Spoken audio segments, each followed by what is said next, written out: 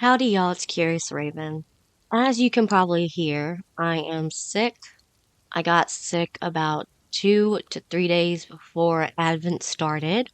So I'm sorry, but throughout Advent, I will probably have a weird, raspy voice.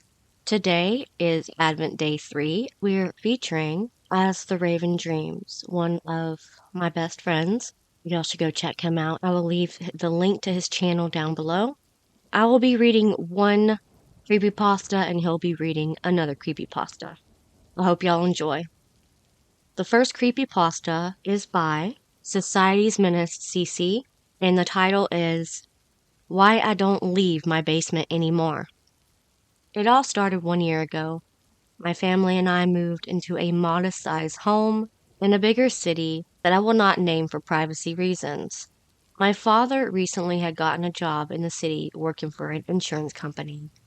And within the week, my father, mother, sister, and I were swiftly packing and moving to the other side of the country, leaving behind our friends, family, and particularly our entire lives behind for a new start. This is how my mother said it, at least. She was never on board with the move either. But being the loyal and supportive wife she was, she took this change off the chin and was on board. At first, this new home stood out to be well off. It is an old fixer-upper within the city that was in some desperate need of some updates. However, not being the most well off, our family agreed to wait and save before doing any kind of renovations to the place we now call home. Opening the door to the home on our first day, my sister immediately rushed in and took the bedroom on the main floor of the house. This left my parents to take the master bedroom upstairs, and well, I was given the basement. At that time, I was furious. Looking back now, I should have been thankful. The basement on arrival was unlike the rest of the home.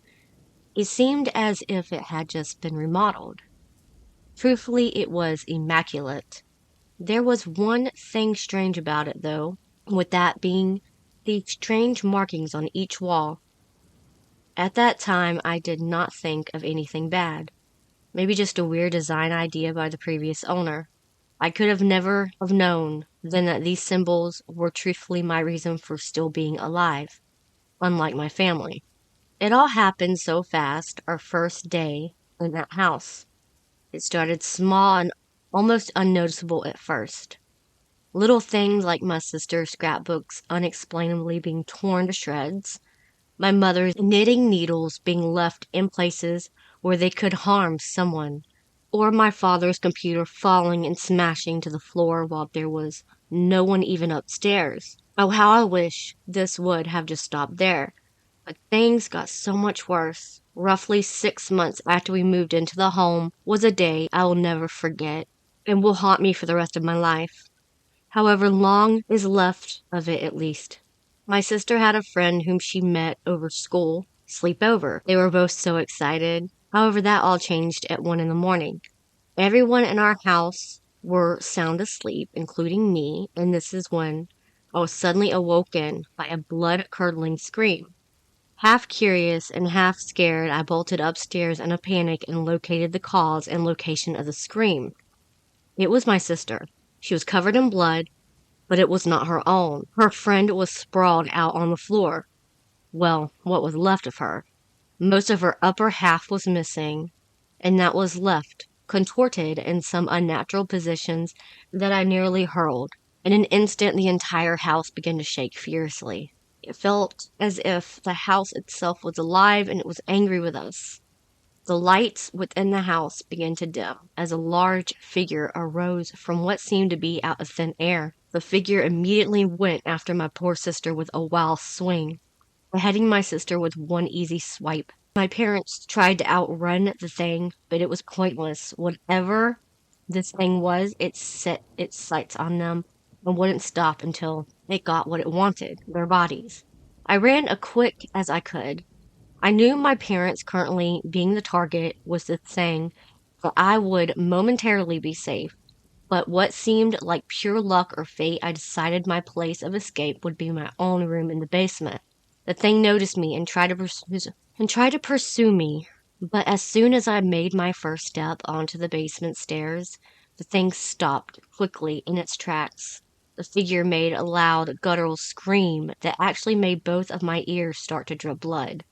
The piercing sound made me feel as if my head was going to explode. The sound grew to the point where I slammed the door shut and threw myself down the steps to try and lessen the head pounding sound. The thing, it did not follow. It stayed upstairs. For many days I stayed hidden in my room, too afraid to leave, and not knowing or wanting to see the carnage that left my family in upstairs. I can truly only imagine the immense horror I would see if I looked upstairs. That is truly a sight I never wished to have to see. It wasn't until day number 6 that I let my guard down even just a little bit. I realized that the thing was not coming downstairs. If it wanted me, it would have already easily have gotten me by now. But how? Why? That's when it hit me. The reason this thing would not come downstairs? The markings. However, these markings meant it was enough to keep this thing away from the basement. Like some sort of protection or force field against this unholy aura. It had been the only thing keeping me alive for these months on end now. I have managed to stay fed with our basement pantry and water from my personal basement bathroom, but the food is starting to run out. Soon I will have to make my way out of this basement to somehow survive. I don't know if I will, to be honest, after what I have bound to see upstairs. I don't know if I will even still want to live.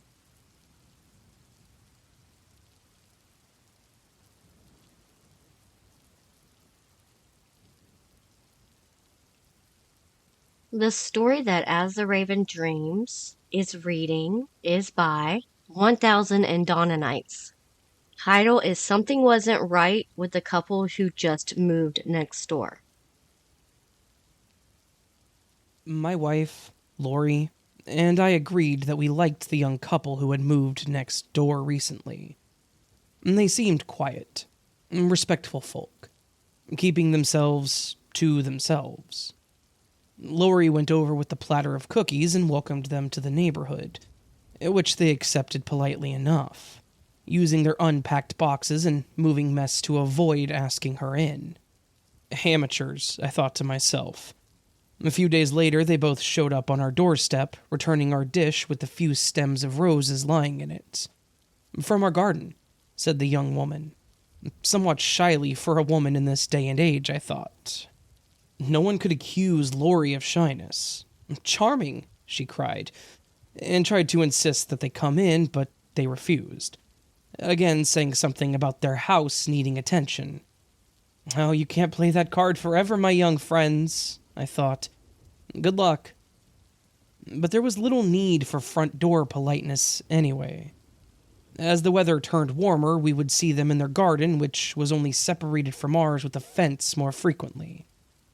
Piqued by their early refusal to socialize, Lori said that he came off as clingy. "No, stop it, Lori," I said irritably. "Always finding fault with people." "She never comes out by herself," Lori replied. "Haven't you noticed? He comes out sometimes and they go out together, but she's never by herself." I shrugged, but Lori wasn't done. "Honestly, this work from home stuff has made people mental. It's not natural. Husband and wife cooped up like that. Men need to leave the house in the morning, return at evening." Lori goes on a lot about the pandemic and what it did to families. Maybe it was Lori's remarks that the next afternoon I saw them doing yard work, and I found myself paying more attention to them.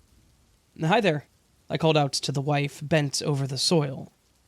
She straightened up, startled, but then walked over to me. "What are you going to plant?" I asked. She smiled. "I have such a soft spot for roses, and we're left with such a bounty. Probably more of these beauties." She gestured to the rose bushes behind her without taking her eyes off of my face. I realized that she was looking hard at me.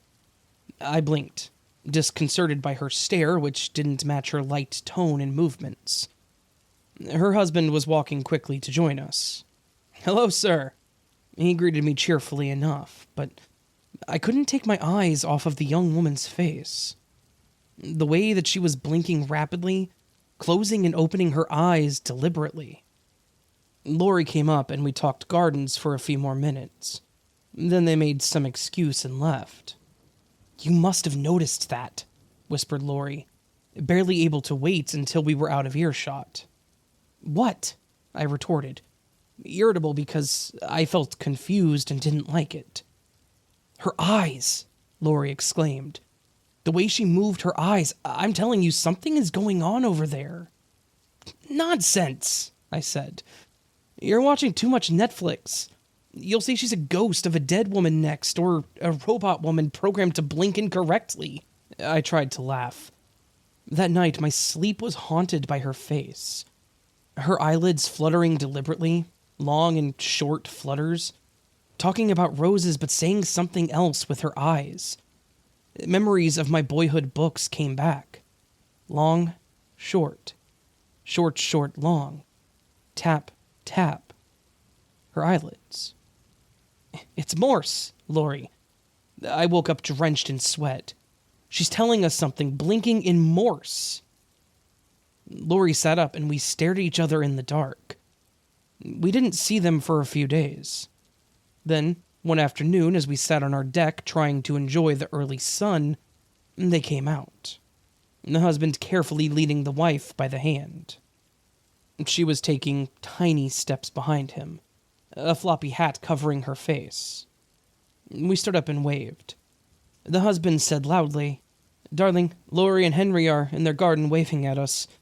Shall we walk over to say hi?" She nodded, and they began walking very slowly towards the fence. And then I felt an uncomfortable rush of unfamiliar emotion as I saw what he was holding in his other hand. Heavy garden shears. Fear. It took me a moment before I realized that I was full of sheer, physical fear. As the four of us gathered at the fence, only then did we see a narrow bandage running across the young woman's face where her eyes had been. Now, only delicate hollows in the pristine, white gauze. Thank you so much to AsTheRavenDreams for being a part of this year again. And thank y'all for coming and being here on day 3 of Advent. I will see y'all tomorrow for day 4. And I'm not telling you who the special guest is. As always, it will be a surprise. Love y'all so much. Remember, it's scary out there. Like and subscribe.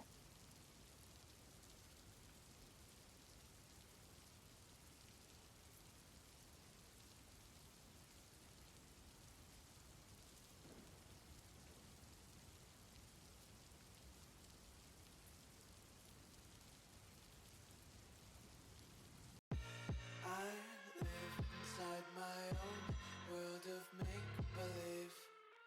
Kids screaming in the cradles, profanities. I see the world through ice covered in ink and bleach. Cross